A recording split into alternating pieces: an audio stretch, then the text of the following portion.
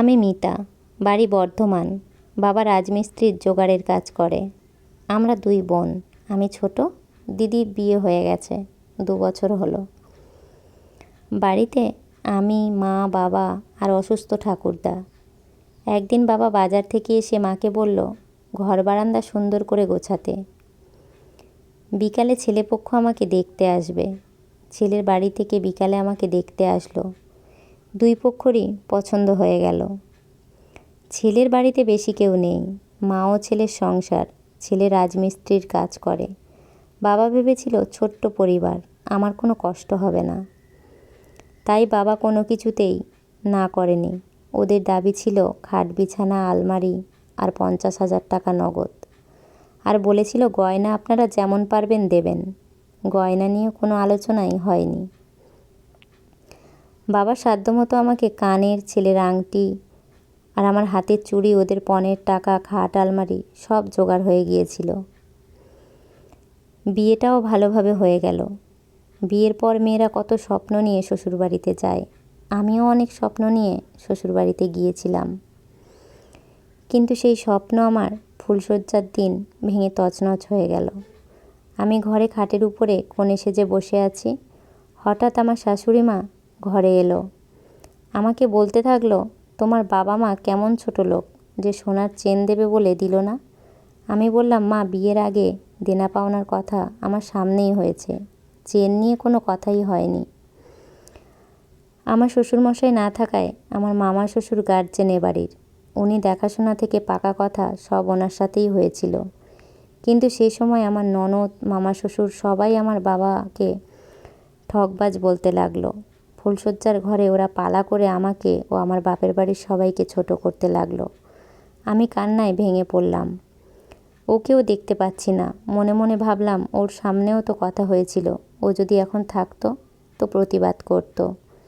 কিন্তু আমার সেই চিন্তাধারা মুহূর্তেই ভেঙে গেল। আমার স্বামী মদ খেয়ে টলতে টলতে সেই ঘরে উপস্থিত হলো। ও ওদের তালে তাল মেলালো। আমি পরের দিন সকালে বাবাকে সব কথা ফোনে বললাম।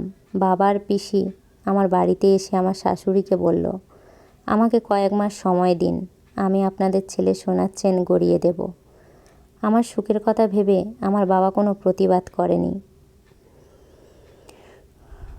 তাতেও আমার শাশুড়ির শান্তি হয়নি। উনি আমাকে অষ্টমঙ্গলাতে যেতেও দিল না।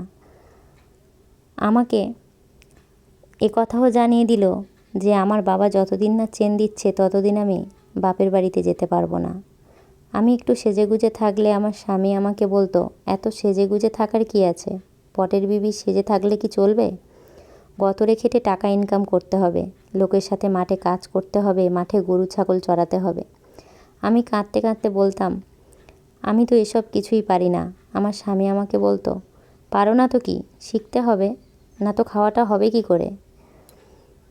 আমাকে ওরা খেতেও দিত না। কখনো একবেলা খেতাম, আবার কখনো কখনো না খেয়ে থাকতে হতো। আমি যদি বাপের বাড়ি সব কথা বলে দিই, তার জন্য আমার ফোনটা ভেঙে দিয়েছিল। বিয়ের 1 মাসও হয়নি, তার মধ্যে কতবার আমার স্বামী শাশুড়ি দুজনেই আমাকে পেটাতো। বাইরে কারোর সাথে কথা বলতেও দিত না। সারাদিন কাজ করাতো আর খাবার সময় আধপেটা করে খেতে দিত। কোনো দিন ভাত থাকতো তো তরকারি থাকতো না। দুমুঠো ভাত খিদের জ্বালায় খেতাম। এত অত্যাচার সহ্য করতে না পেরে একদিন আমি গলায় দড়ি দিয়ে দিই। কিন্তু আশেপাশের মানুষ আমাকে তাড়াতাড়ি করে নামিয়ে হসপিটালে নিয়ে যায়। আমি সে যাত্রায় বেঁচে গেলাম। কিন্তু বিশ্বাস করুন, আমার বাঁচার কোনো ইচ্ছাই ছিল না। শুধু মনে হতো এ জীবন রাখার থেকে মরে যাওয়া ভালো। আমার বাবা মা খবর পেয়ে আমার বাবা, পিসি, মা, দিদি, জামাইবাবু সবাই আমার কাছে এসে আমাকে দেখতে। তারপর হসপিটাল থেকেই আমাকে বাড়িতে নিয়ে চলে যায়। যারা এই কাহিনীটা শুনছেন, এটার সাথে আমার জীবনের কোনো মিল নেই। এটা সত্য ঘটনা থেকে তুলে ধরা এক বোনের জীবন কাহিনী আপনাদের শোনালাম।